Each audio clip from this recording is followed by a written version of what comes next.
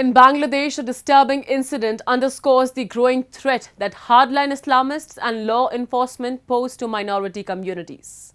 A recent clash in Chittagong saw the Hindu community targeted by authorities after protesting against a local trader's derogatory remarks about their faith. As religious intolerance mounts, calls for protection of minorities in Bangladesh are growing. Here's a detailed report on the issue.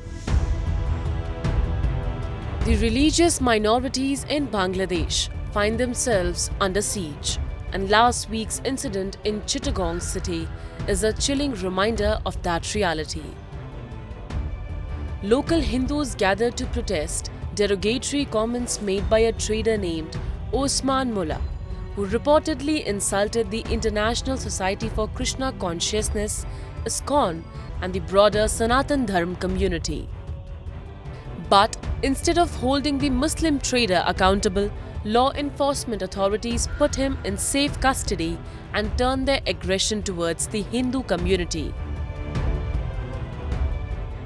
Abundantly clear that the minorities were deliberately targeted to brutal force where they were unarmed or did not possess any sharp weapons of that nature or sort, rest alone any firearms.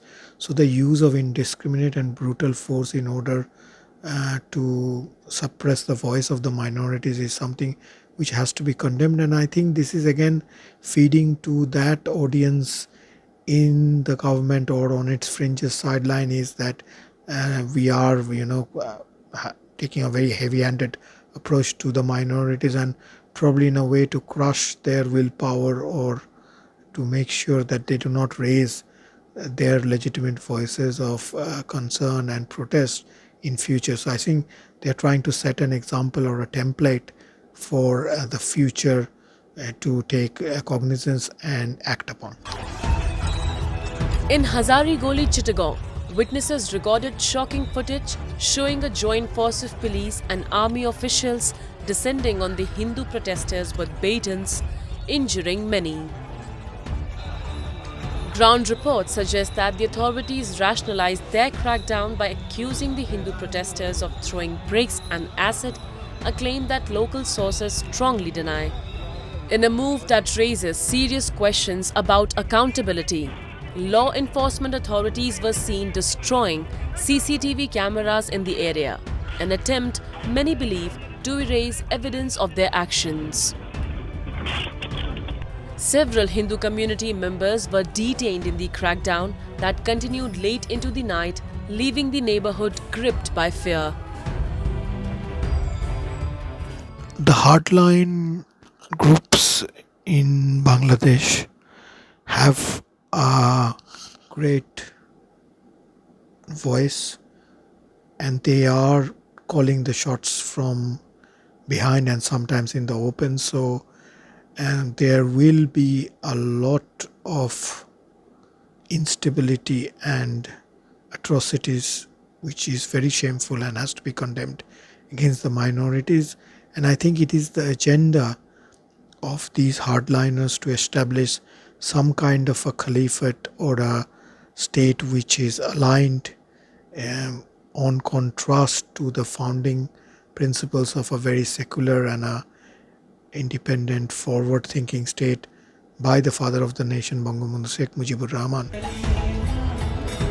The incident has sparked nationwide outrage, with hundreds marching in the capital Dhaka, demanding immediate protection for Bangladesh's Hindu community and other minorities who feel increasingly vulnerable under the current regime. Following the recent political shift and the ouster of Prime Minister Sheikh Hasina, an unelected advisory council now heads the caretaker government led by Nobel laureate Muhammad Yunus. While Yunus has condemned attacks on Hindus, activists argue that the government's response has been insufficient, with authorities often turning a blind eye to violence against minorities.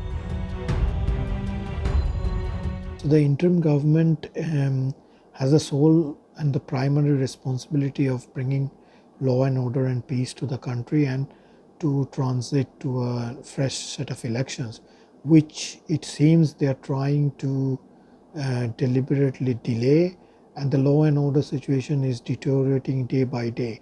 So I think the challenges are tremendous for Dr. Professor Yunus to counter, and he should take cognizance of this situation because the whole world is watching on him, and a point will come when the so-called excuse of they have just come to power after a violent bloodshed revolution, and they have to produce results.